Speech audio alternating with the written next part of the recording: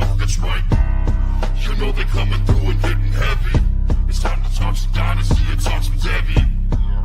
My guys is never short. Time to sit down to let the DJs cook.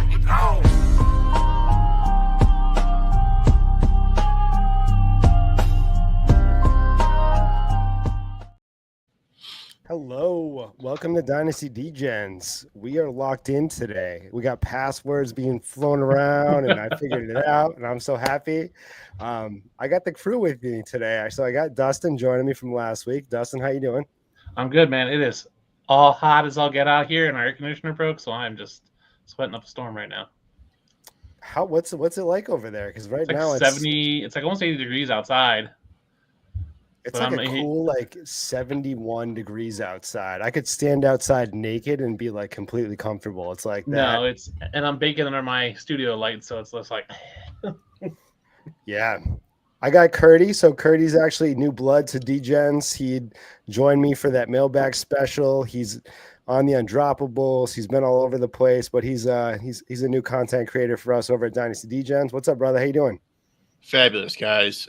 We are under a tornado watch here in middle of nowhere, Illinois, because it was 93 earlier, and now it's like high 50s, low 60s. So if I lose you, I hope I'm not going to Oz. Dude, do you get many tornadoes in Illinois? Yeah. Do you? What the fuck, man? Yeah, it's been crazy. So, but we're chilling. Rookie drafts are ending through FFPC. Had one end yesterday that started like a week and a half ago on Saturday. So, yeah, let's get it. Yeah, I've been talking about rookie drafts ad nauseum, so I'm going to steer clear of rookie talk today. I think we're going to obviously get into Dynasty buys. Rookies can be part of that. I think we do have to talk about a few guys at the top of the list there. But, a buy to me, we'll go through this real fast, is it could mean just about anything. A buy, I'll buy high on a guy. I'll buy low on a guy. Like I want to play the market. I think playing the market is key when you're talking about Dynasty buys.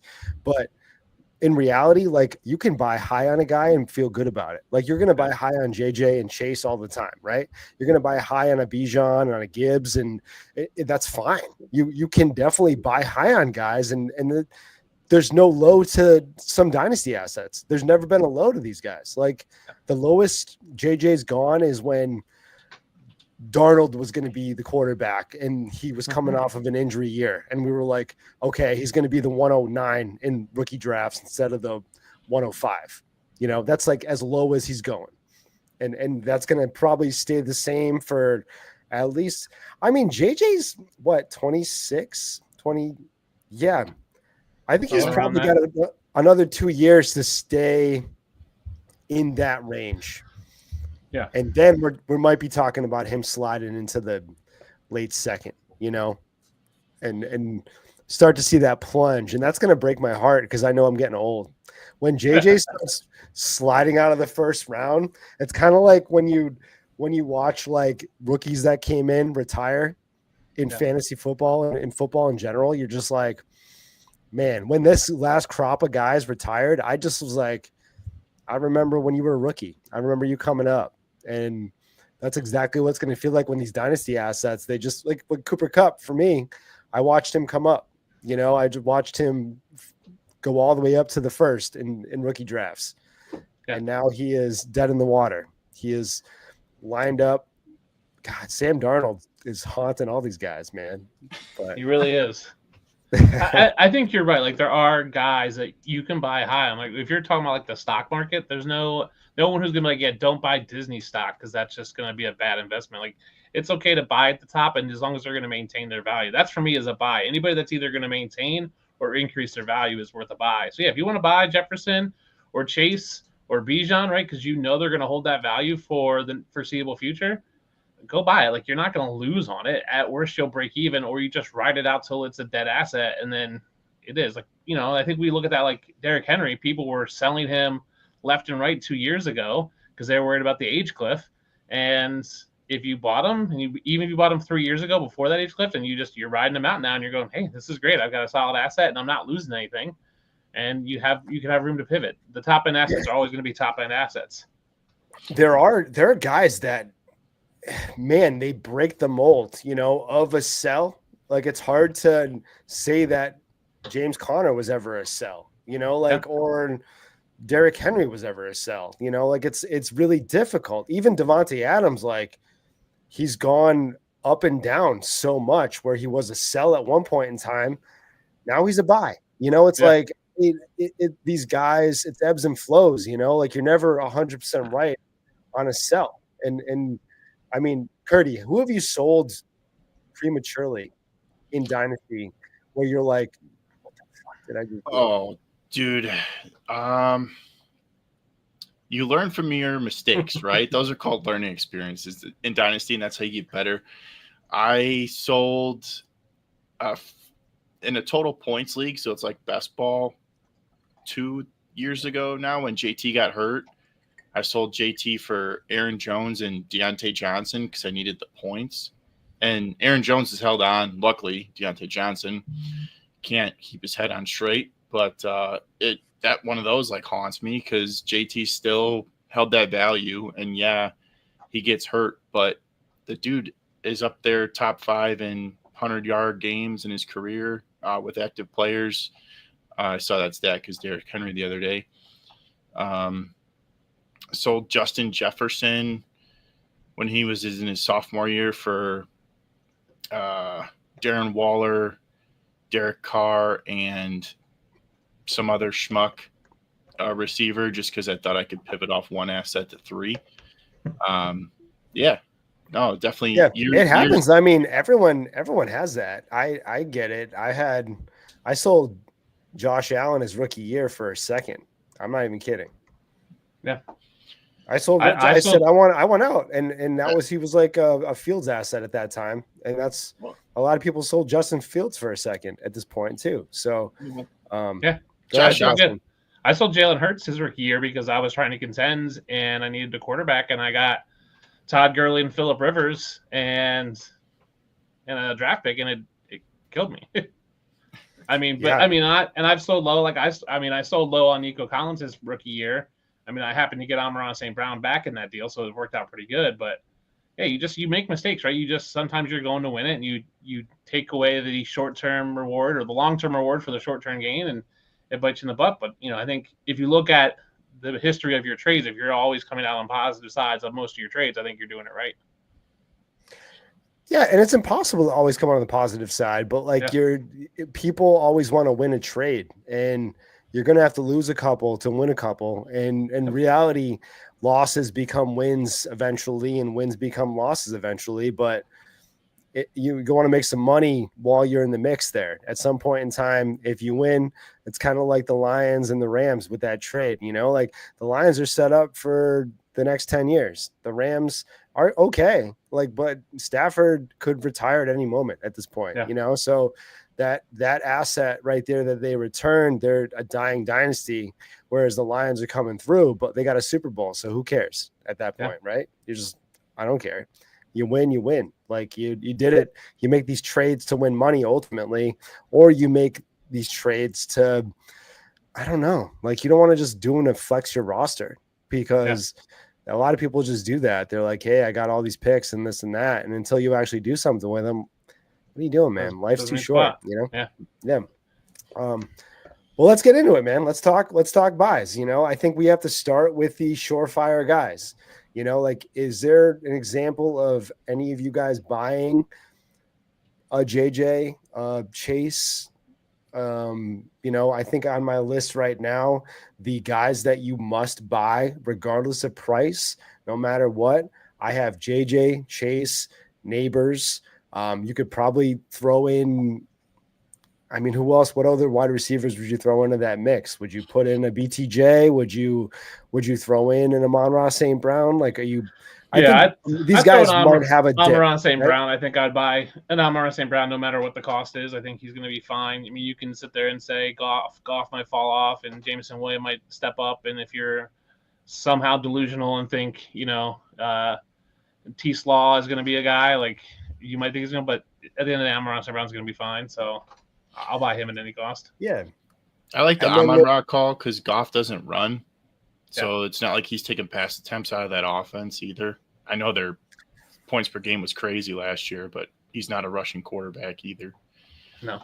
Amon-Ra St. Brown is the guy that's going to make you better. Goff didn't make Amon-Ra good. Let's just be honest. Like, like there are quarterbacks that make wide receivers good, and there are wide receivers that make quarterbacks good. And Amon-Ra has done wonders for Jared Goff's career. Like, if you don't, people want to flip it around and say what T. Higgins and Chase do for Burrow. I think you can say what Amon-Ra St. Brown, and I guess Laporta to a different degree. I think that whole team in general, that fit, has completely revived Jared Goff, because he was a dead asset even the first year over there. But yeah, we got those guys, and then Bijan, Gibbs, Genty.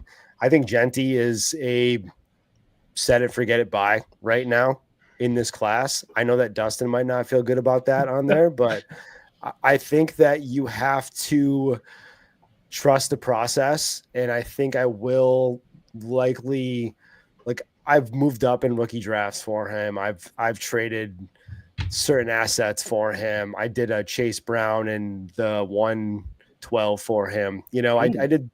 Yeah. I love that. That's not a bad deal. When Chase Brown was safe in the draft, that's really what got that deal done. I went and bought a Bijan share and traded Kyler Xavier Worthy in the 207 before rookie draft. It's a shallower league. It's start 7 on FFPC with kicker and defense, super flex, 2 receiver and a flex. So that felt awesome. I tried buying Bijan with Kyler. I think it was Kyler and I don't know. I think it was an ancillary running back. I was hoping for a counter or something, but I didn't get any return, any response at all. I guess it was offensive. I guess Kyler's defensive nowadays. So Kyler's very polarizing because no one knows what to make of him. Kyler to me is like the Dak and Kirk Cousins for the last 4 years, where it's like cheap quarterback production nobody wants, but they're going to put up fantasy points. Yeah. Yeah, I mean, Kyler is gross, but at his range, I think he's a buy too at some point, But is there? I mean, am I wrong? Like, you got to buy these guys, right? Josh Allen. If you have an opportunity to buy Josh Allen, you buy Josh Allen. There's no reason to even give, an analysis on these guys. Like, we were talking about Josh Allen, Lamar, Bowers, McBride. Everybody on this list is just kind of obvious, like, would you see a scenario where you wouldn't buy any of these guys? I mean, obviously if the price is too high, but they're all in that range of 2 first plus. Yeah. That feels fine to me, As a rebuilder, it'd be tough if you only have a couple pieces and you're sitting on 3 future firsts. Like, if that's what the cost is, like, how you're, as a rebuilder, you're trying to turn one asset into 2 or 3. Not the other way around. Yeah. Once you get out of that rebuild and you're ready to hit the gas pedal and you have those picks in the Iron Bank, that's when you can take those picks plus your mid-tier wide receiver and tier up to Jamar Chase.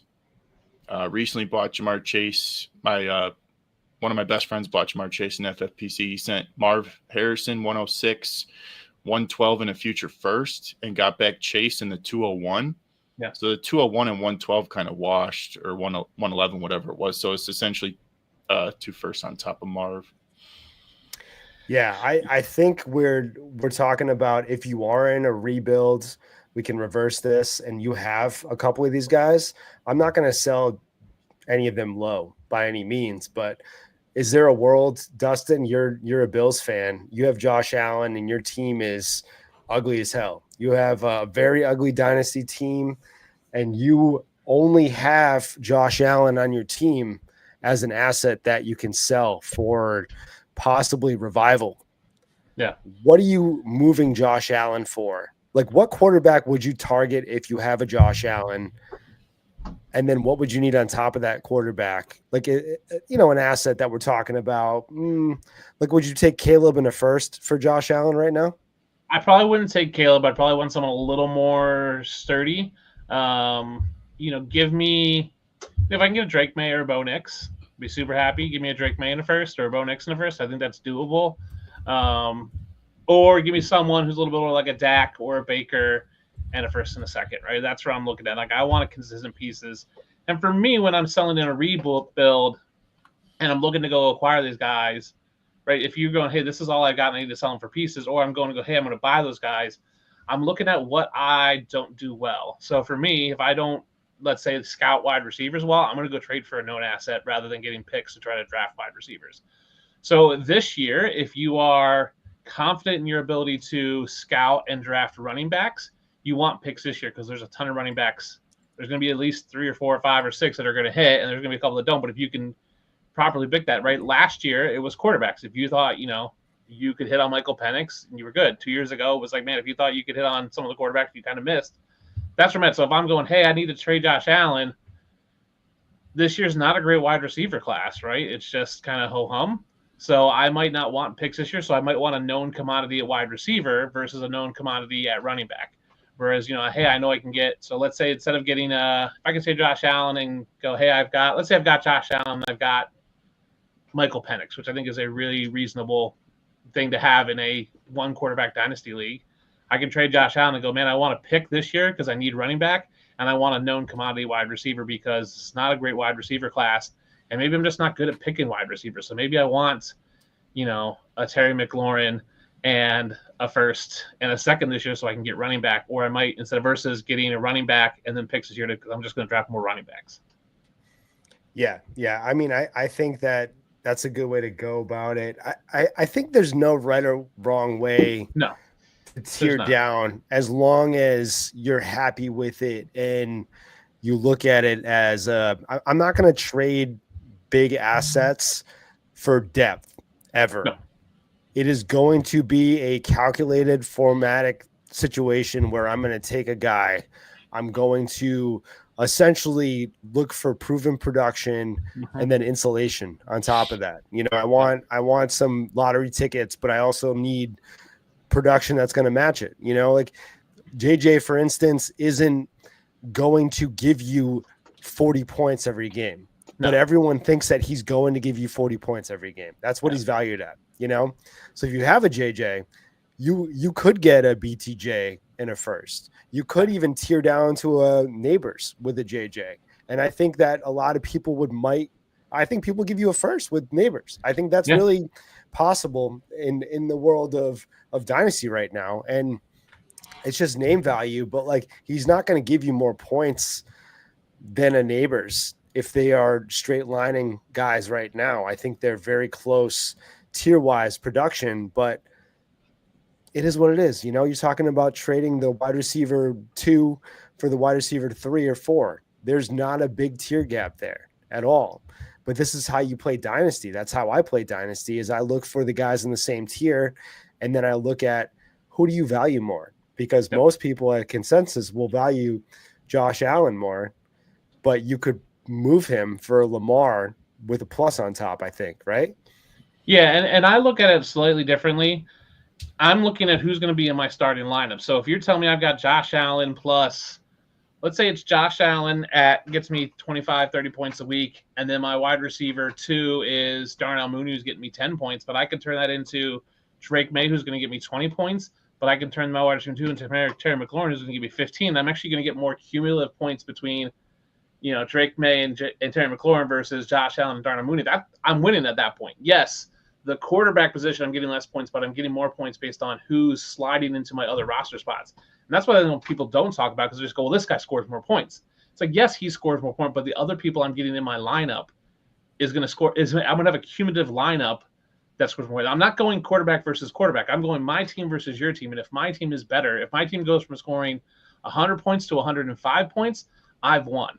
And that's how I look at it. You have to look at your cumulative team. So if I can increase my wide receiver 2 or my flex players, let's say I have a flex player who's scoring 4 points, and I can also shift Mooney down, who's scoring 7 or 8 into my flex because I got a wide receiver 2.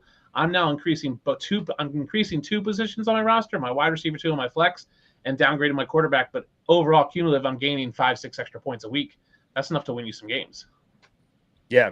And we're still on this top tier right now. Are there guys that you are absolutely targeting for whether it's trade or startup. Kerty, in this top tier, in the top 2 rounds, who do you need to have? Are you a guy that goes into a startup and says, I actually need to, if I'm in the 107 range, I need to leave this with Joe Burrow / JJ, or you know what I mean, Neighbors, whoever. I think those guys are all in that 106, 107 range. Is there anybody that you absolutely, whether it's fandom or whatever, like in the top 2 round guys that you absolutely are trading for in a dynasty league?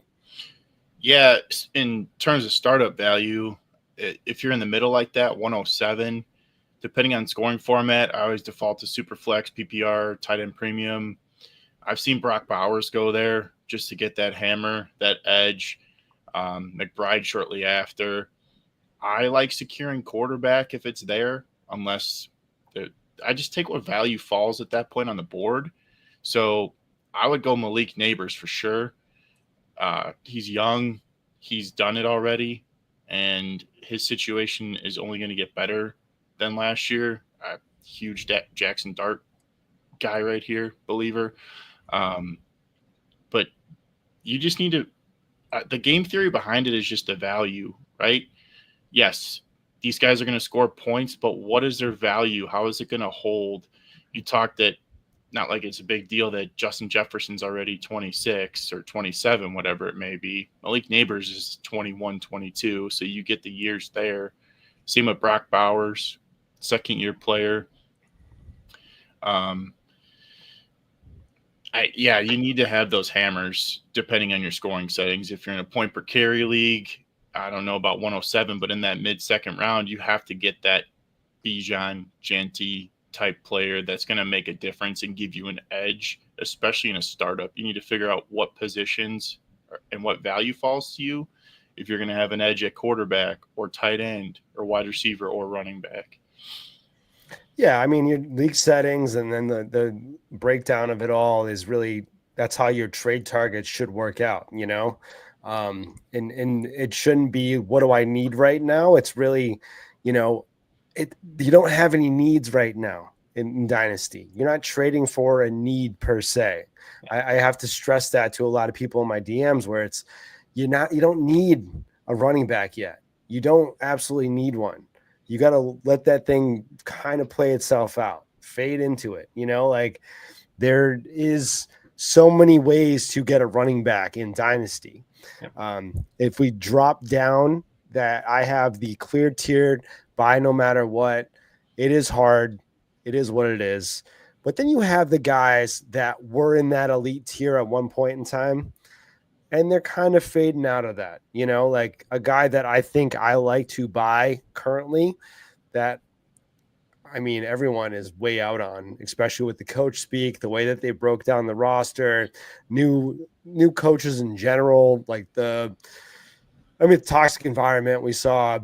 It's always been a toxic environment. We're talking about the New York Jets. I know Slash is in the comments right now. I know Slash is going to come for me. So we're talking about the New York Jets, and we are talking about Breece Hall.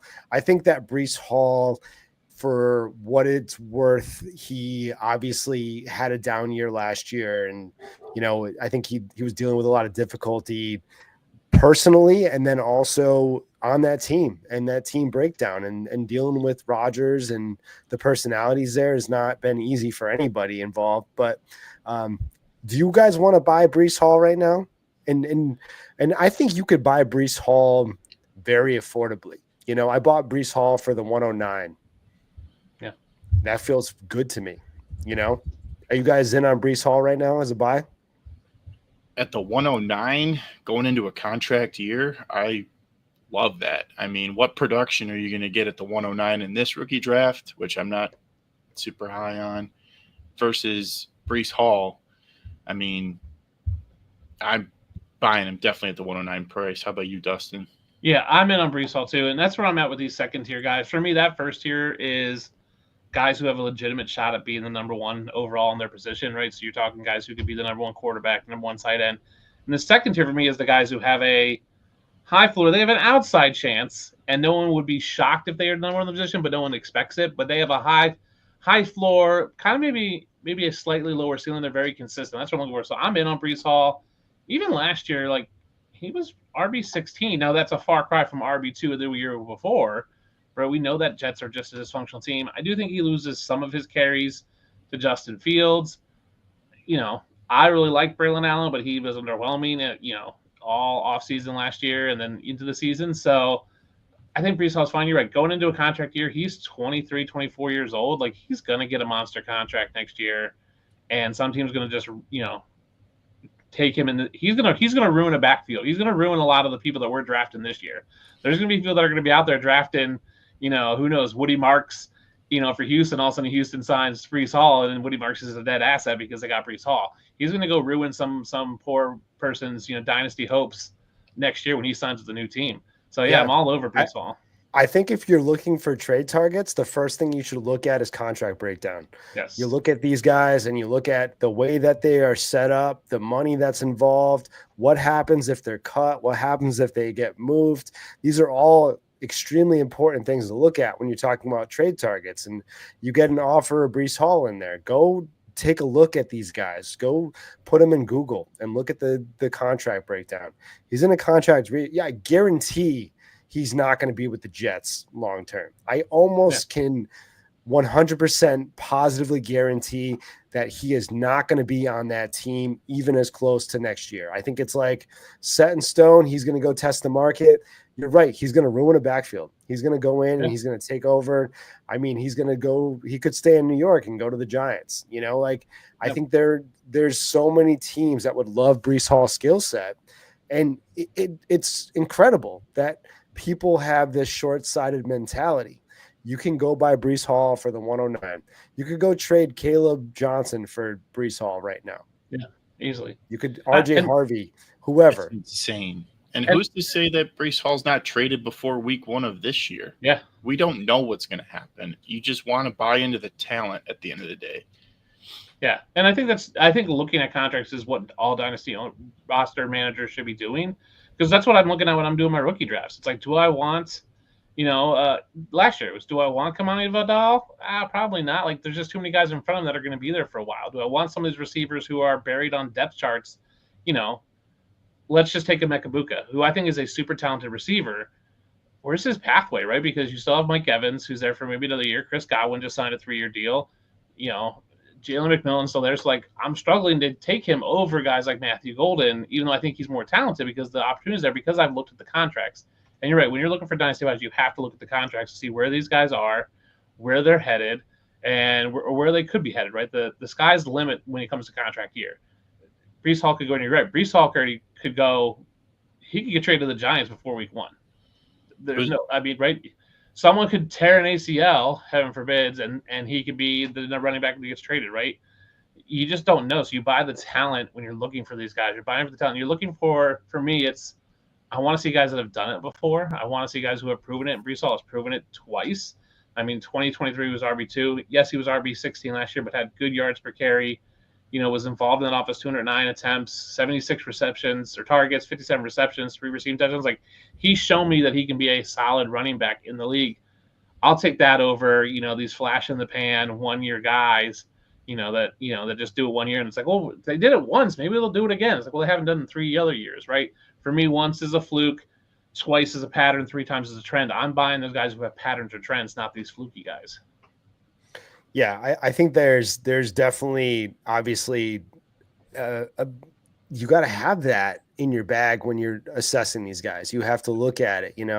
Another guy that fits the mold right here is Jonathan Taylor. Like, JT is also not in a contract year per se, but he could easily be off of this team next year and they wouldn't pay anything. I think he would have like an $8 million cap cut. So it's like, if the way that this is playing out, I want to buy all of JT because he is going in for his last year contract. This is like the last shebang.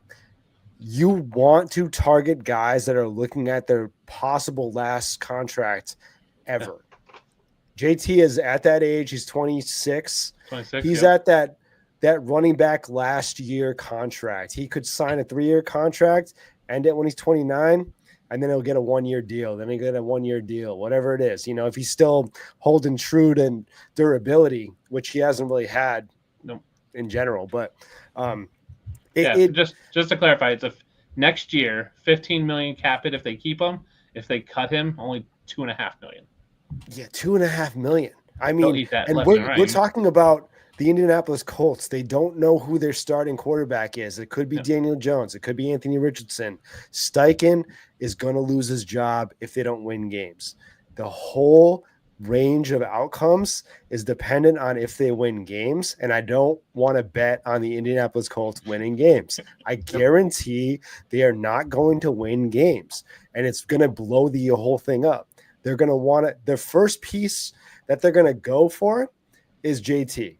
He's one of the only assets outside of Tyler Warren now, and they're not going to trade Tyler Warren now, but there's no tradable offensive pieces on that team to net them value. I guarantee he's on a different team as maybe next year. I think Breece Hall and JT might be on different teams next year. Yeah, and it's going to shake up the whole landscape. And you have to look at the overall running back free agency class. There's just not a ton of guys available, nor is it a great, obviously a lot will change between now and then, but not a great, projected to be a great draft class for running backs. So if you're a running back needy team, where do you get your running back? It's probably through free agency. There's only a couple good ones left. That's how it was this year with wide receiver. There was only like 2 good wide receivers available. It was T. Higgins, and you knew DK was available to trade. It was like, well, then we'll just have to draft a guy. So that's why you saw teams like Denver go, I guess we'll draft a guy because we don't have anybody else. Like that's why Houston went out and drafted 2 guys because we can't get anybody else. I'm looking at the list of free agents next year. It's not awe-inspiring at all. I mean, you've got aging veterans like Eckler and Kareem Hunt, and Miles Sanders. I mean, Zach Moss, Elijah Mitchell, Jalen Warren's out there. Najee Harris will be available. Travis Etienne will be available. Brian Robinson. Other than that, it's just like Jerome Ford. Like, it's just kind of these guys you're like, I mean, James Cook. I mean, there's just not a ton of awe-inspiring guys. So when you're talking about a team that has an aging running back, they might want to go and they might sign a Breece Hall to a big deal. They might sign a Jonathan Taylor to a big deal because they know that there's just not much else out there. Yeah, I think that's why I do like the dart throws in this class, this deeper running back class, because we're talking about all these guys that are going to full fade. Eckler might not be on a team even the beginning of the season this year. I don't know. I mean, he's a cut candidate in my mind, then we're talking about Kareem Hunt could also be a cut candidate just because they took a Brashard Smith, and I don't even know how he fits on that team with healthy Pacheco. And there's no way. I think that Kareem Hunt's going to start games over either one of those guys at this stage of his career. So, there's a full fade on a lot of these guys that were top dogs. We're going to see the last season of Eckler ever, and that makes me really sad because we talked about these guys aging out. They age out on your dynasty rosters, they age out in the NFL, and I mean Eckler is only 30. I don't even think he is 30. I think he's 29 years old. Yeah, he'll be 30. Yeah, he'll be 30 next year. Yeah, so he looked so much better last year on the Commanders. I thought he was done after the Chargers. He looked like he was running with a piano on his back, but he must have been more healthy last year too.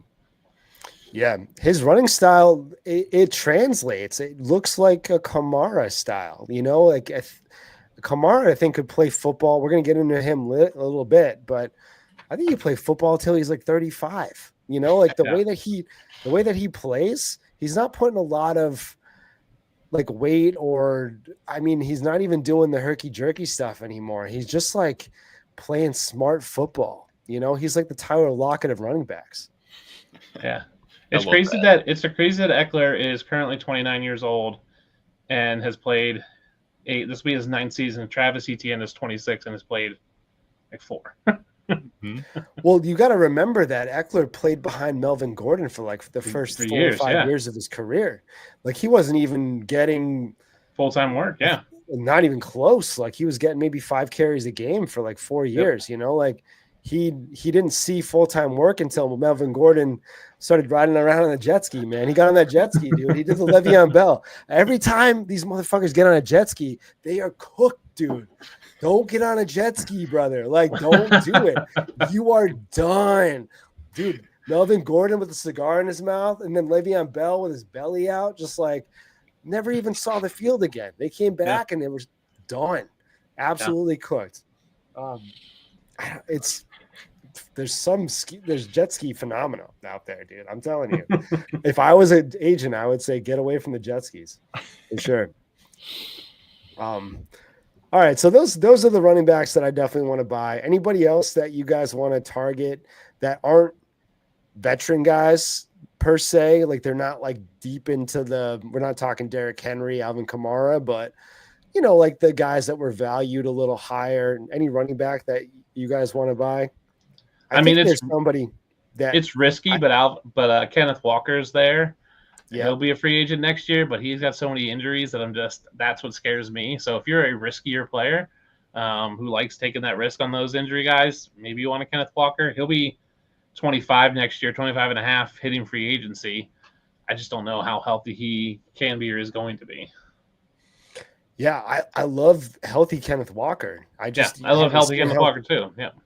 I haven't seen healthy Kenneth Walker ever. Even in college, I never saw healthy Kenneth Walker. It was very difficult to watch. And I think that the fit was perfect. But then they took Charbonnet. And then I said, well, how's this going to work? And now I'm very curious how it works after, I knew that he was going to get play eventually. But I think that everyone, and especially Seattle, understands that they're going to have to play both these guys fairly regularly, right? Yeah. Like you're not gonna sit Charbonnet after the year that he had last year. No, and you don't want Sam Darnold throwing the ball more than 22 times a game either. So they're gonna run the hell out of the football in Seattle, hopefully. Yeah, I think it could work out. I think it could actually work out in his benefit if Charbonnet is getting half the carries and they do have that split. But I mean, Kenneth Walker is very efficient. He's not a Gibbs style running back. He's not I'm going to get 5 catches and rush for 7 times and get you 25 points a game. That's not going to happen with him, Walker's more the volume back who has 3 carries for -2 yards and busts off 1 carry for 42. So he's a tough. I think he is a buy. I think he is because I think we are looking at, his value can't get much lower. It could. We're not at an ETN low yet, but no, I think that if he does have another injury-plagued season, he's like Dunzo in the Dynasty. Yeah, if he's injured, and especially if it's another core muscle injury, because he's had 3 or 4 of those between hernias and groin strains and obliques. If it's another one of those type of things, I think he's done. I'm completely out at that point, but you'll still find someone who's willing to buy him. And I think if you have let's say a solid running back core and you're like, man, I can add him for a 3rd round pick, go for it, right? Because if you get one healthy year, you're good. It's the Todd Gurley from a couple years ago, right? You're like, Todd Gurley's kind of banged up. If I could add him and you get half a season for a 3rd round pick, take it. Like take that value and just run him till he's done. Oh, the PTSD of Todd Gurley. Gurley going from the highest of highs. Like I think I had him in 2022, right? And that fantasy playoffs of, I think it was 2023, maybe. I'm not sure. Everything's blending together. No, it was, when did he retire? No, this was 2019. 2019. I think he retired in 2020. 2020 retired. Yeah, you're talking the 2018 playoffs where he had he was RB3 and then came back and was RB15 in 2019 and then just completely fell off. Yeah, that 2018 playoffs was electric, dude. I think he got 40 points for 3 games in a row or something incredibly stupid. And then Zach Stacy came in and did the same thing. Some rando. CJ Anderson. Team. It was CJ Anderson. It was. I think it was. CJ Anderson. It was. Yeah. Oh my gosh, dude. CJ Anderson's gone in for so many teams. Like he is. Yeah, he's been everywhere. But I think he was on the Panthers when CMC went down, and that was the guy that you wanted. He's had so many plug and play RB1 stretches of his career as a backup running back. Yeah, and then even Todd Gurley, even in 2020 with Atlanta, like his first 9 games, he had 9 touchdowns in 9 games. He had 1 touchdown, 2 games where he had no touchdowns, but he was putting up, 15 plus points in almost every game. Then all of a sudden he got hurt, and then he was just washed. Like the rest of the season, just instantly washed, and he was done. It was just, it was so crazy the fall off because everybody's like, oh, I got Todd Gurley, I'm good for years, and then if you bought him in 2019 after that big year in 2018. It was just diminishing returns so fast, so quick that you're just like, what happened? And I think that's the fear with Kenneth Walker. I don't play with knee injuries, dude. You get like a knee injury consistently, it becomes a degenerate knee injury, and you can't do anything as a running back without your knees, man. Like you can kind of make it work. Your bum hamstring, like I think that Kenneth Walker. But the hamstring is going to affect it. It just, I don't know. I don't know if he's even a buy. What are people buying Kenneth Walker for? Do you guys have any trades up that you can plug in right now? What is he going for currently? Let me get that pulled up. I mean, he can't be going for a ton, but I wonder if there's just like that's what I'm saying. If he's going for a third, I'd buy him. I think he's probably going for a mid-second right now, which might be a little too high just because we don't know. These are all packages. So while you look at that guy, we can keep it moving a little bit here just while you're looking over trades. So guys that I have on this list again that are in this range, Rashee Rice feels like a massive buy to me right now because of the injury and the ongoing court stuff, and everybody thinks that Xavier Worthy is going to feed into his targets. He's not going to be the same player he was his rookie year. I want to buy Rashee Rice everywhere if I can. Yeah. I think I got Rashee Rice amidst the court stuff, and while it was still a little murky, for Olave in a second. I traded Olave in a second, and then it was an ancillary piece. I want to say like Tyrone Tracy. I got a third back on Rashee Rice. I'm at that price. I'm going to buy him everywhere. I'll take an Olave plus all day and go get a Rashee Rice for him. Are you guys buying Rice, or am I the only one out there? I'll say right now, I don't think Rashee Rice gets suspended at all. I think he's never going to get suspended, and I think people are selling him because of that, and it's never going to come to fruition for him, and they're just going to lose out. So, I'm buying him. I want to find these leagues that people are selling them because I would love to buy them. Before the rookie draft, I tried to trade Chase Brown for Rashee Rice straight up, and the owner declined and said, let me see how the rookie draft shakes out, just see if Chase Brown survives. So I got to circle back on that offer, but I have him in a couple spots. Got offered like the 109 plus for Rashee. I would not take that. I mean, the dude was a machine last year before he got hurt, and there's no reason to think that anything's going to change with that offense. Yeah, I think we're talking about Xavier Worthy possibly helping. I think that this offense could actually be a pass, not pass heavy, but a more pass forward offense this year. I think we see the rise of Mahomes is a massive buy. We're talking about buys. We're talking about a buy episode. We didn't even talk about Mahomes yet. He could be the quarterback in this list right here. Big buys that are undervalued. I have it underlined right here. Mahomes, I think, is going to revive his dynasty value because right now Mahomes is a second-round startup pick, and that feels a little crazy to me. I mean, the problem with Mahomes is he just does not – last year did not put up those – the past 2 years has not put up those massive, 30-point games. I think he had 2 last year of over 30 points. Maybe 3. He's just not putting up as consistent. He's only had 27, 26 touchdowns. He's not putting up 37, 35, 40 touchdowns like he was, 3-4 years ago. So, you're getting the buy. But, if they get a healthy Rashee Rice, Xavier Worthy's in there, Travis Kelce, seems more fit, Pacheco's healthy. I think they didn't have to put up that many points to win games, obviously, because they were pretty much undefeated. I think you're right. Mahomes is a massive buy. I think he's another guy out there like with Baker Mayfield who's just criminally undervalued because everyone's waiting for the wheels to fall off on Baker Mayfield, and it's just not going to happen. with that offense. So I think guys like that where you're just, I don't know if it's name fatigue or it's just kind of the ick factor for like Baker, but yeah, I'm buying both those guys. Hey, we haven't even started on Baker yet, but yeah, Mahomes, I think he's gotten cushioned by a very good defense. If we are going to talk about his dynasty production, like he hasn't needed to do much. He hasn't needed to score an incredible amount of points. His defense is scoring points for him. He's at that stage of his career where he's in that Brady mode.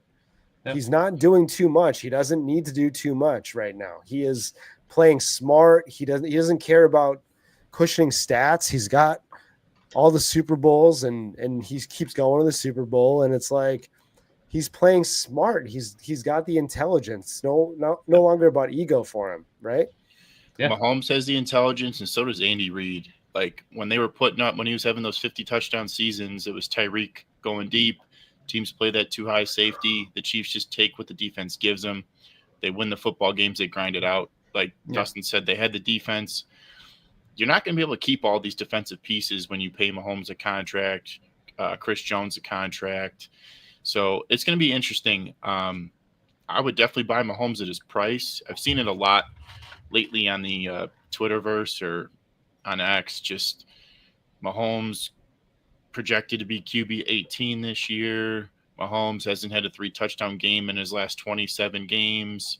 Some crazy stats going on, but I think there's a lot that plays into it.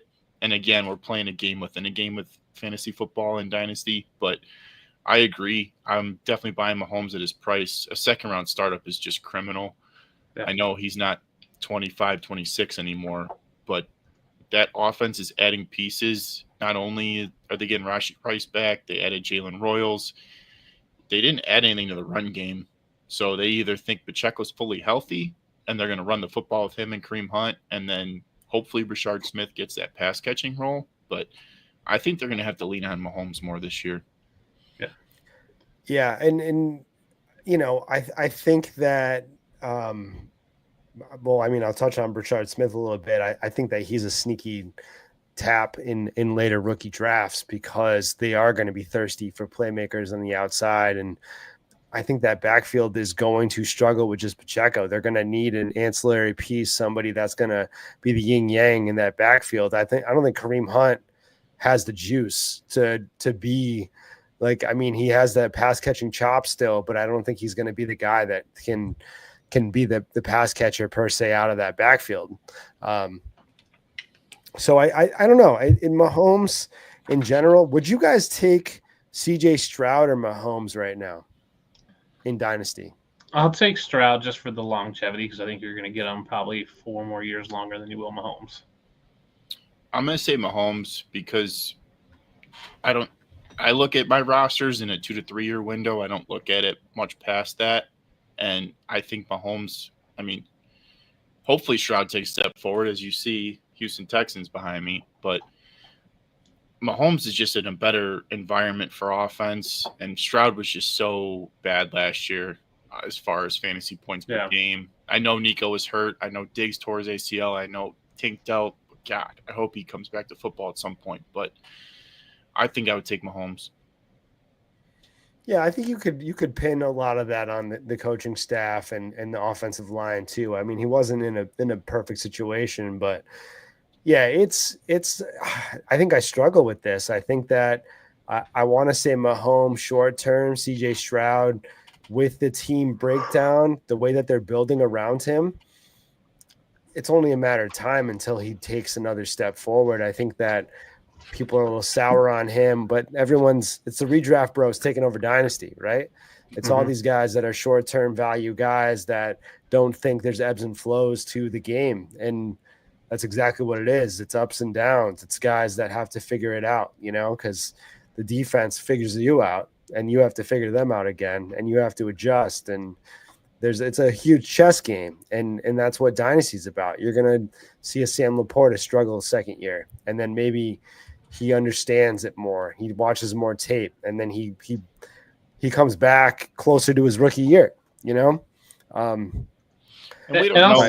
what injuries these guys play through either. It's a gridiron sport. They are going to war, multiple car crashes every Sunday, try to recover in a couple days and turn on play Thursday sometimes. So I could definitely see that too. Yeah, and the Stroud versus Mahomes debate, if Stroud comes out and has an amazing 6 games, his value will be through the roof. Whereas if Mahomes goes out and has the same 6 games, I think people will just be like, yeah, I guess I'm used to it. Like, I think there's that spike in hype that Stroud's going to have if he just has a great season or even a great short stretch where you can capitalize on that value later on. So that's why I want Stroud, because all I need for him is to go off and have a good 6 games, and then the value is going to be Josh Allen levels because people are going to be clamoring for him because of his age. Whereas if Mahomes does it, they're going to go, well, maybe they're going to, try to rationalize the Mahomes. It could be the same exact stats, but the buzz won't be there for Mahomes like it is Stroud. Yeah, just I agree. Go back a calendar year from now. Yeah. Startups, Stroud was considered, you taking Stroud, Mahomes, or Josh Allen just because he lit it up his rookie year. Yep. And year 2, look at Stroud's value now. And Stroud really didn't light it up that much in his rookie year. I mean, he had 23 touchdowns, he only had 5 receptions, 3 rushing touchdowns, but he was QB 11. It's not like he was like QB 2 because it wasn't Jaden Daniels levels. No, nothing was that. Yeah, I mean, I think that he was incredibly unsafe in comparison to Jaden Daniels. Like we're talking about a non-rushing quarterback. Yeah. That he had a good year, but it was the ageist factor. It was the fact that you can come in and you don't see a lot of rookie quarterbacks dominate immediately. Or not, I don't want to say dominate, but like not have a lot of struggles, that's what you look for. That's why people are so high on Drake May right now. Like he didn't dominate by any means, but he showed that he's a startable quarterback the first year that he's been in the league. And that is more than you can say about half of the people that come in. Josh Allen was not a good quarterback. Jalen Hurts was not a good quarterback. These guys that are considered top quarterbacks right now struggled mightily when they came into the league. And if you don't, you're already looking at like a high trajectory in Dynasty. Yeah, that's why I'm all over Bo Nix right now. Bo Nix's rookie year was better than CJ Stroud's rookie year. I mean, people just do, Bo Nix wasn't that good. Like, no, Bo Nix was QB 7. Well, he has a rushing floor that Stroud and those guys don't. 92 rushing attempts, 4 rushing touchdowns, 29 passing touchdowns, 12 interceptions. He scored 329 points last year. CJ Stroud, his rookie year, 281 points. So a better year from Bo Nix, but no one's talking about Bo Nix the way we talk about CJ Stroud. And I think you're right. I think there was this like, oh my gosh, CJ Stroud didn't struggle, and we haven't seen this in a while, so we got to scoop him up. We got to scoop him up, especially if you were in that battle of Bryce Young versus CJ Stroud or CJ Stroud versus Anthony Richardson. You looked really stupid if you picked Richardson or Bryce Young. And so that's where I think the pendulum swung a little too far on CJ Stroud. So again, I think if he has a couple good games, it'll swing back that way. Because remember how excited we were year 1? I think that's where we'll go if he has 2 or 3 good games in a row. Yeah. You talked a little bit about it before, but Baker Mayfield is a massive buy. Massive buy. I got him just a little while ago in the 5th round of a startup superflex league. He's going in the range of. He is with like the Michael Penix and the Bryce Youngs and the I guess even farther back there's like Dak Prescott's and Jared Goff's and stuff. Like I don't think he should even be there. I think that he should be in the Kyler, Justin CJ Herbert Stroud range. Yeah, even Justin Herbert. I think there's a closer gap from. I think that you're talking about CJ Stroud and Baker Mayfield with a closer gap than CJ Stroud and a Jaden Daniels or, I don't think that we're even close to valuing these guys, like you can go at his age, but Baker Mayfield's 30, like he has 3-4 more years before I think he doesn't even have that much tread on his tires. He wasn't even playing. Like we're talking about a guy like not even close to Kirk Cousins usage, I think that's the big thing with Baker is that he is 30. People go, man, he's just been around forever. This will be his 8th year. I think we just go, man, he's been around forever, and I was burnt by him before, and I'm a little wary, and I'd rather have one of these young hot guys, and I'd rather have a Bryce Young or JJ McCarthy. They're trying to get the next hotness instead of just going, hey, you can take Baker Mayfield. I agree. He should be in that CJ Stroud, Justin Herbert, level of talk because he was QB4 last year, QB10 the year before. If you're telling me I can get QB10 at QB20 prices, I'll take that all day. Because there's the actionable advice right there. In your Dynasty League, if you're holding CJ Stroud and you're looking to make a move, you can go get Baker Mayfield plus. Yeah. Like, that's the game theory behind all this. If you are in on what Dustin's saying and Nerd Boy and I are saying with Baker, those are the moves you got to make. It takes some stones, but that's how you get better with your team. You take that value on top of the production.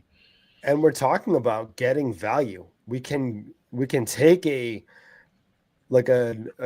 Stroud or even a Herbert and trade him for Baker and get crazy value. You can get picks on top. You can get players that you need. You can get players and picks. You can, depending on what that team has, if they have a depth and they're looking for that top dog, that piece, and even if you don't think of them that way, and then you can go up. You can even trade like a Jared Goff for a Baker, probably straight up. I think you could trade a Penix for Baker and get a plus on the Baker side.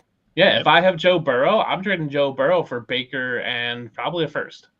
Like, I don't think that's out of the realm that someone would trade. Yeah, I think you Baker and a first for Joe Burrow at a minimum, close to the same value. And that first QB3, going QB3 to QB4.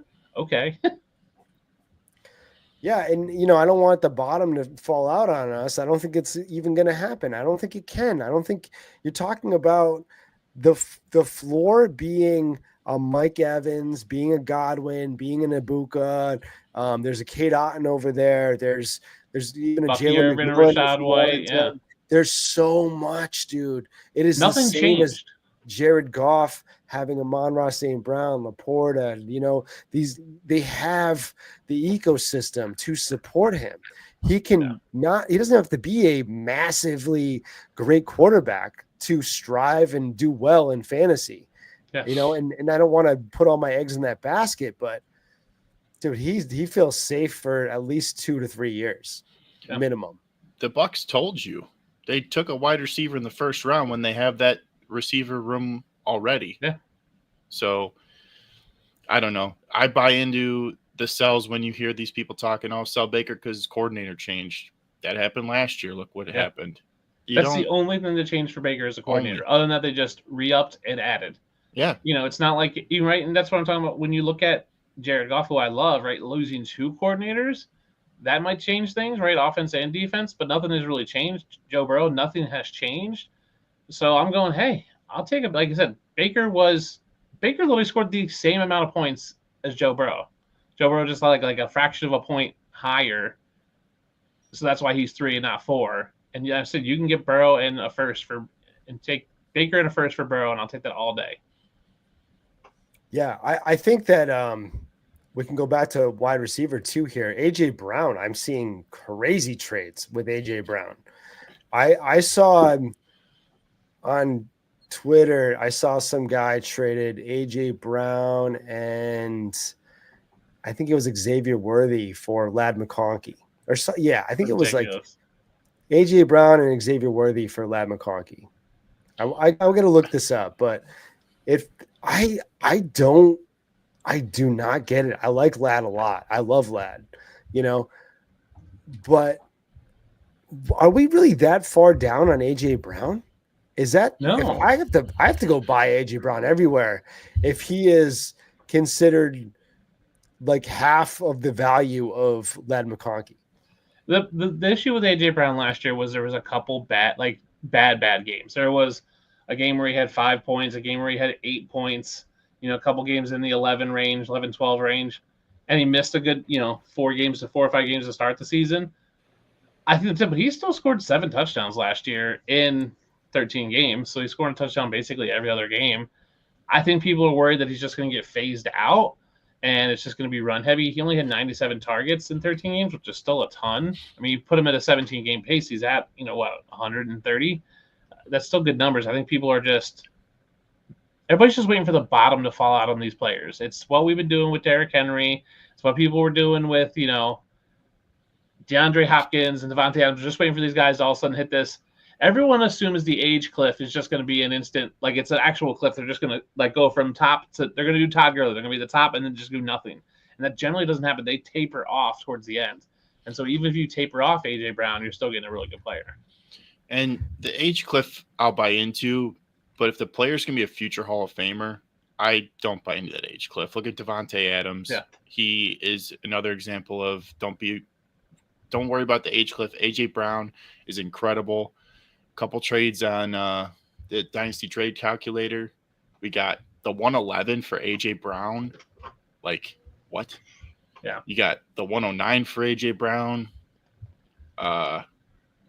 Chris Olave in the 109 for AJ Brown.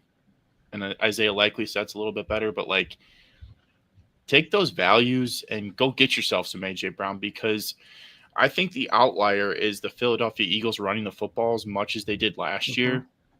Defending Super Bowl champs, they're going to get the playoff schedule of competitiveness, and I hope Saquon stays healthy. But when running backs is just incredibly violent, and the Eagles could find themselves in second half games where they have to actually throw the football and utilize AJ Brown more and Devonta Smith. So yeah. How we doing, guys? You got a little bit of time. I want to get into veteran buys right now. I don't want you guys to turn into pumpkins. Before we do that, though, I'm going to go to an ad, and then we'll get right into the veteran buys. If you play in Dynasty, you need Dynasty Deluxe, our premium package for Dynasty Leaguers. We rank over 300 players, updated every week, all year long. And there's a win now mode and a rebuild mode with superflex and tight end premium controls. And a Dynasty League sync where you can say, sync down all of my sleeper teams, all my FFPC teams. And then you can browse around your leagues for who has needs. And then you can use our trade finder to see what kinds of trades are happening in leagues that are similar to the one I want to do. Then you can analyze trades using our trade analyzer, which balances the lifetime value, which includes pick values out to like 2028. All of that plus the rookie guide, $25 value is included. So if you're just in one Dynasty League, Dynasty Deluxe is well worth it. And use your host's promo code, and you can bump up to all in and get $25 off. Yeah, so that's exactly what we're talking about right now. It's a great tool to have if you want to trade off of these guys or trade up for these guys. Like you can plug them in. You can put them in the Dynasty Dominator. So if you go over there, Player Profiler, go to playerprofiler.com and then put in our promo code DGEN. So it's DEGEN. You will get $25 off of essentially you're going to get a quarter of your subscription that you're going to have to pay for. So it's a really good deal. And I think it's a great tool to have if you're going to be trying to move around and trade off some players in Dynasty. So, all right, veteran buys real quick. We just saw the Pickens trade. I think that this is a difficult buy based off of the outcome and the situations of the offseason. Dak Prescott feels difficult. The time to buy him was 2 months ago. Yeah. Was a year ago. Like almost, you know what I mean? Like Dak Prescott was kind of looked at as like, he's tough. Like tough to buy. We don't want to hold him. Everyone was kind of trying to get off of him at one point in time. And then that injury happened. And it's like, you could have bought Dak Prescott for an early second, like you could have bought him during that injury season for, I don't know. You could have thrown anything for him at that point in time. I was offered last year when Dak was hurt, Dak in a future or a 25-2 for Anthony Richardson. And I declined it. Hindsight 2020. I mean, you couldn't get Dak in the 203 for A-Rich right now. There's no way. It's real hard to trade for Dak because people bought him either going into 2023 or during 2023 where it was QB3. Then he got injured and they're left kind of like they want that QB3 price. And I think he's worth it. I think he will be in that QB5 range. But right, with all the news, with George Pickens coming in, everybody's just excited. That buzz is super high right now. You're right. 2 months ago would have been great. Now you're kind of paying that premium for him. So I'm not sure he's a huge buy. I think he's worth it because I think if he's healthy, he'll return the value you're going to get for him. It's just a lot to pay for a guy who has been injured quite a bit. Yeah. I mean, is there somebody that you would move off of Dak Prescott for?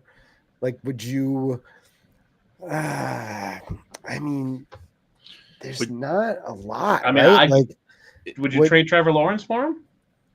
I don't think so. Oh, I would. I don't know. Trevor Lawrence is just meh. Straight up? Yeah, straight up. That's a hot take. Trevor Lawrence is just mid. I agree he's just mid, but I think the value is tough, man. Like, I don't think you couldn't get a Trevor Lawrence for a Dak straight up. I don't think you could. Like, if you tried. I don't think you want to, but I think that you would have a difficult time getting Trevor Lawrence for Dak. But would I trade Trevor Lawrence for Dak plus?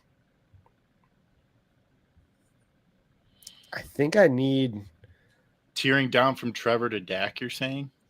Yeah, I would need like mid 2. It's not a first, right? It's not a first. You're probably getting a mid 2. I wish it was a first, but it would have been 2 months ago, right? No.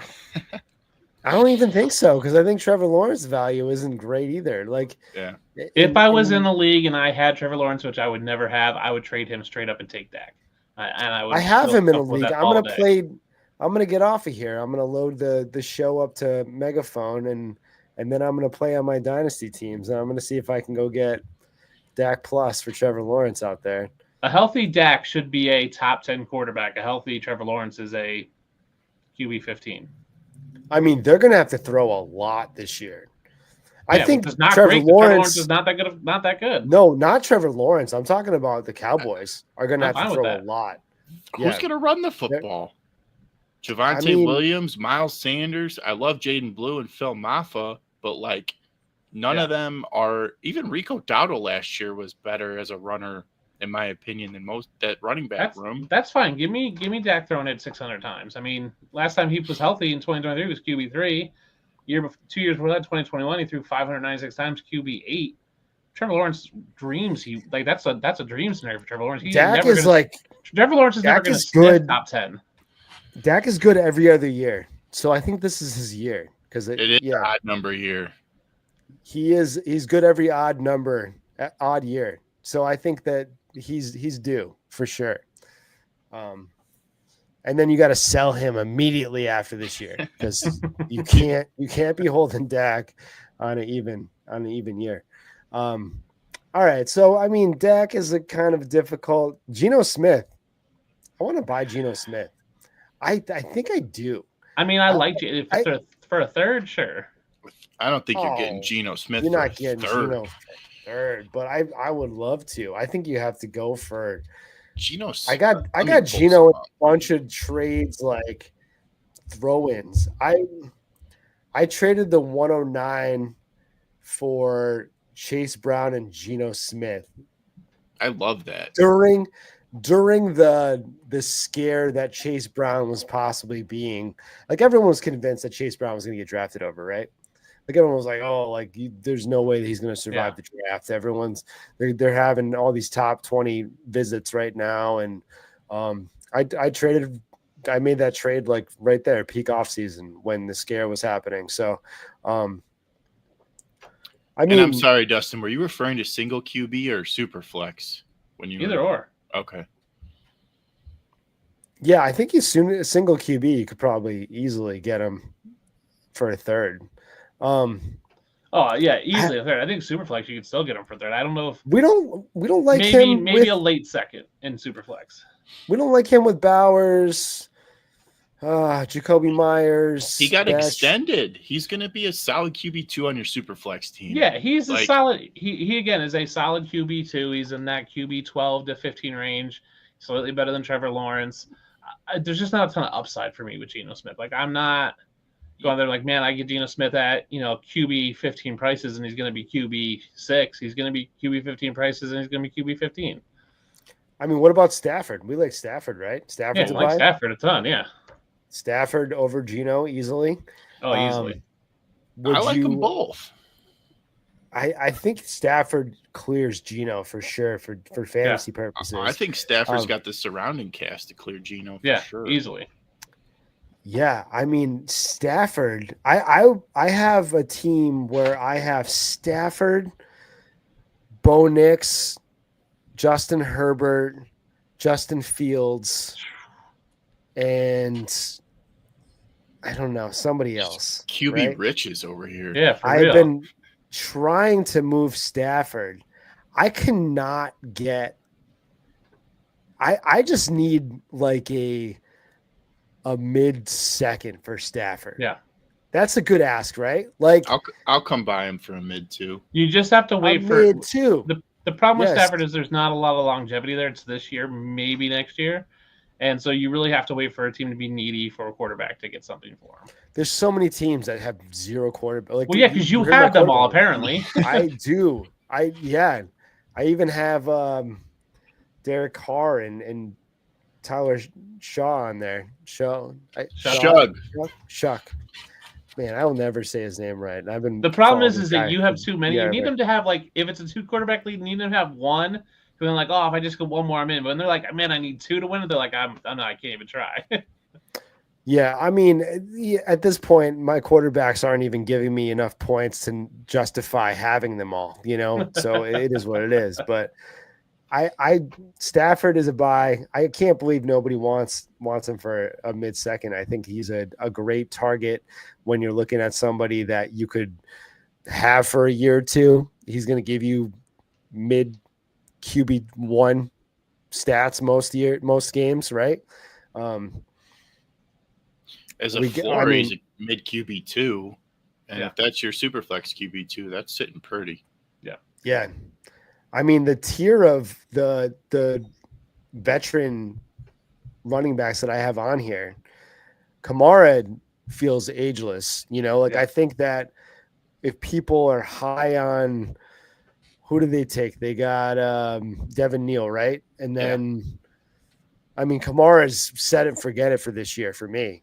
And if there's anybody that's nervous about Devin Neal taking over for him, I would gladly take Kamara all day and these guys, we're talking about veteran buys and if you are a win now team, I'm fine sending seconds for any of these guys. Like a Kamara, the Aaron Jones and James Conner, they're not quite.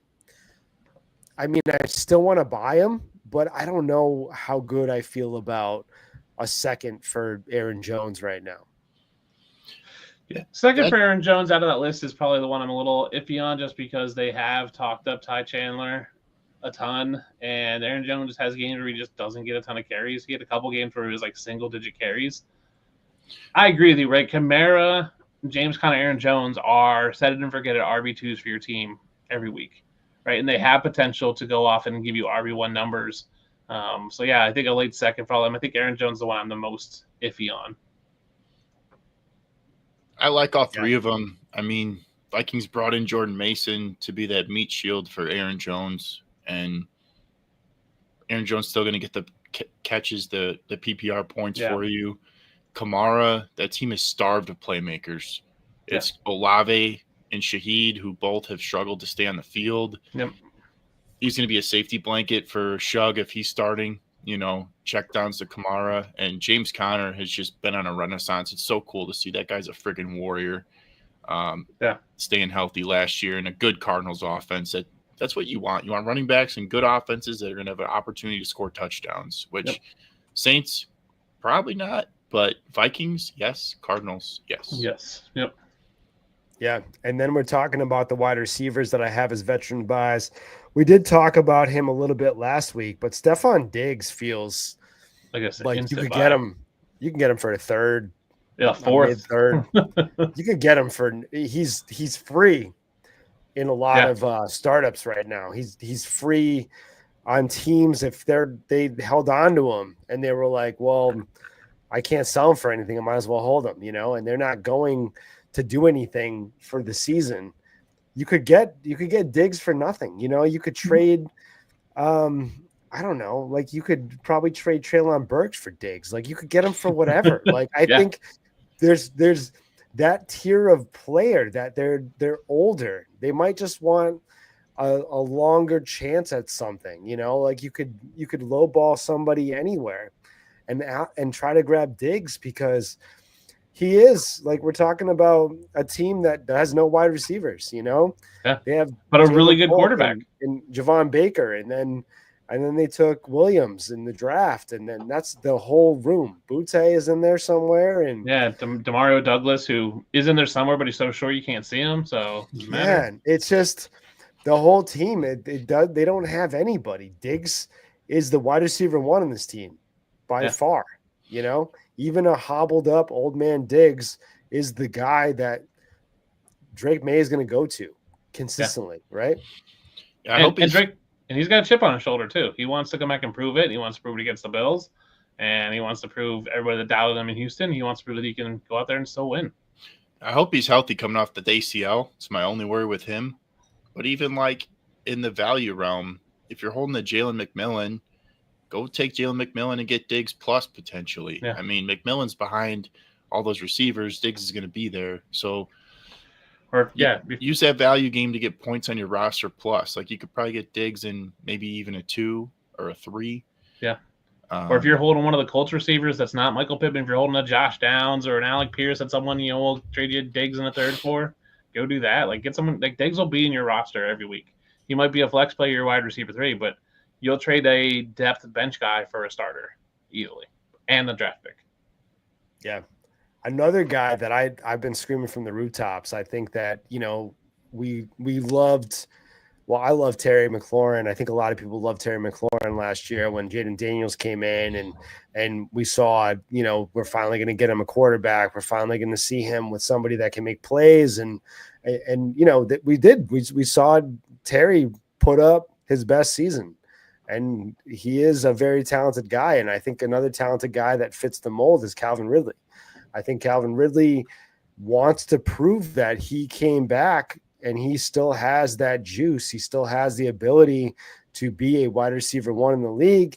And really, like, he's coming back with not a lot of tread on the tires. Like, I know Ridley's 30 years old, but Calvin Ridley's primed to be the wide receiver one on an air raid offense. I think Cam Ward's going to sling it a lot. I think he's going to throw. And I think Calvin Ridley's going to be the recipient of a lot of those throws. So it's like, I think Ridley's being overlooked massively in dynasty drafts and in dynasty trades right now. You guys buying into Calvin Ridley being possibly the Falcons Ridley for maybe a year or two and reeling back Father Time a little bit? I like it. I mean, that wide receiver room's got Elick Ayamenor, rookie, Shamir Dyke, rookie, UDFA Xavier Restrepo. You got the ghost Lockett. Of Treylon Burks. Yeah, Tyler Lockett. Great call there. And Van Jefferson. Yeah, it's a whole lot of nobodies. The coaching staff came out and said, we're going to tailor this offense to Cam Ward's strengths. And Tony Pollard's awesome. Tajay Spears is awesome. No. But they're not going to run the football. They're going to be losing. So they're going to have to throw it to everybody. Yeah. No, I agree. I'm throw a lot. Yeah, I'm all over Ridley. I think Tyler Lockett really helps him because Tyler Lockett will take that, you know, over the middle, those short passes, which opens up a little bit deeper down the field for Ridley. You know, Treylon Burks is trash. You know, Jan Jefferson may still have some speed. You're right. They have no one else available. Chigakonko, again, will clear out the middle for him and draw that safety over the middle. So it's going to open up space. So I'm all over Calvin Ridley. Everyone's just down because he was QB or wide receiver 28 last year. With, you know, a handful of quarterbacks, Will Levis and whoever else was throwing the ball. Remember the year before that in Jacksonville, he was wide receiver 18. He had 8 touchdowns, 136 targets. Like, he was decent, again, with Trevor Lawrence, who's not that good. I think Cam Ward's better than Trevor Lawrence. So it's probably the best quarterback he's played with since Atlanta. I don't think he gets back into the, you know, wide receiver 5 range. But if he's if you're buying him at wide receiver 25 prices and you can get wide receiver 15 prices, I'm all for that. Yeah, I don't think he's going to come back to top 10 guy by any means, but I think you're looking at somebody that has top 12 potential this year. Yeah. You know, like if things fall right and Cam Ward is throwing the ball 30 times a game, I think he's going to have 10 catches a game because, like we just said, who the hell is he throwing it to? You know, I think Chig's got 5 in him, and then it's going to be a hodgepodge of randos. You know, it's going to be just like Washington last year where it was a random guy that was the wide receiver 2 every week, like it was Noah Brown and Noah Brown and then Diami Brown and these guys, Zach Ertz. they all swapped around, but it wasn't a consistent. The only consistent was we saw Terry McLaurin, right? Because again, veteran buy, this guy really is going to slide in as your wide receiver 3 or a flex. Yep, that's an edge. That's an edge for your dynasty team. Yeah, and he's really going to put up wide receiver 2 numbers. Like on a deep, let's say you're playing a 14-team league, he's someone's wide receiver 2, and they're happy about it. If you're playing in a 10 to 12 league, he's your wide receiver 3. You should be really happy about that because he is a wide receiver 2 all day. Yep. Yeah. I think that's a good list, man. I think we got covered a lot. I think the last couple guys on here are tight ends. I had Jonnu Smith, who we talked about last week. I love Jonnu. I think that he is somebody that probably isn't being valued the way that he should be. And then Kelsey's dead in the water, right? Like, but he's still going to produce. He might die on your roster if you go buy him right now, but he's still going to give you back end. Like the tight end landscape is tough in general. Gross. Yeah, but he's still going to give you 10 to 15 a game, right? Like he's not going to be the 20 to 25 a game guy that he used to be. But yeah, but even if he gives you 8 to 9 a game, like that's still tight end 1 numbers on most weeks, right? It's not the tight end 1, but it's tight end 8, 9, 10 every week for the most part. Where you got, you're going to have people out there who are going to be throwing out, a Dalton Schultz who's going to be a tight end 3 1 week and then tight end 20 the week next, where you're just going to have Travis Kelce and be tight end 8 for the 3 weeks in a row. It's like, okay, I'll take that. I'll take that solid floor. Again, that's roster build. Like if you're building a roster where you have maybe some boom bust plays, like you've got a Devin Achane and you've got a couple of other guys that are boom bust, and you're like, hey, I just need a consistent production from my tight end, so I don't have to worry about it. Yeah, Kelsey's a great buy right now. Yeah, man. Hey, I appreciate you guys joining me. Thank you so much. Yeah. Dustin, what do you have on the fire, man? What's going on? What do you guys? I got a big article coming out next week. It's a big Jackson Dart versus Tyler Shuck article. Holy shit! I tweeted it out the other day that I think Shuck is better than Dart.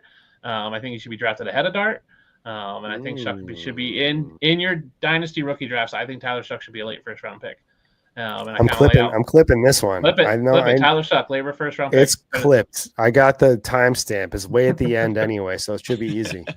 But yeah, so I kind of lay out all the reasons why and break it down by metrics from college production, coaching staff, the team around them from wide receiver to offensive line, and then their pathway to starting, and kind of why I want a guy that's going to start first because I want to know what they are. I don't want to wait a year for Jackson Dart because if Tyler Shuck sucks, I'm just going to draft a rookie anyway, and you're going in with Jackson Dart who you don't know what he is, and I'm going the rookie and I don't know what he is, and we're on the same page, but I'm up on you already. So sure. That comes out next week. Fantasy Advice, FantasySportsAdviceNetwork.com. Hell yeah. And then go follow my man at the DUnit 13 on X Space. Dustin is great in the space, man. He's great on Dynasty Degens. He's been filling in, helping me out. So I appreciate you a lot. And then we got Kerty. It's at OG Kerty on the X. Kerty, what have you been up to, man? What's going on? Got some real life stuff been dealing with. So looking to get more back into the fancy content and space. Undroppables stuff. We got the UN score dropped. That's a wide receiver model score. Goes all the way back to like 2018. So it's $20 on the website. Huge tool. Gives you an edge. Just really active on X. Super active in the Undroppables Discord. Just excited to spend some time talking ball and get through this off season. Yeah, man. Well, like I said, I appreciate you guys joining me today. Anybody that listened, I appreciate you and watch the stream. We will be dropping the tight end show that we did earlier today on Spotify and Apple and all those streaming services tomorrow.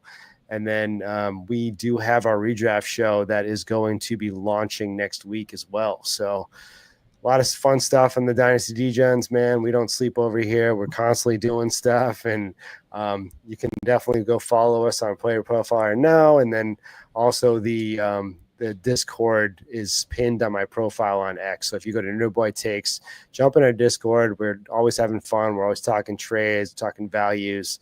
If you do need help in your dynasty leagues, it's definitely a good resource, and it's free. So I can't stress that enough, that I open it up to the public. As long as you're respectful, it's a great space to go in and get an edge, man. So I think it's all about finding the edge, and hopefully none of your league mates are in there. So once again, I appreciate you joining us, and we'll catch you guys next week.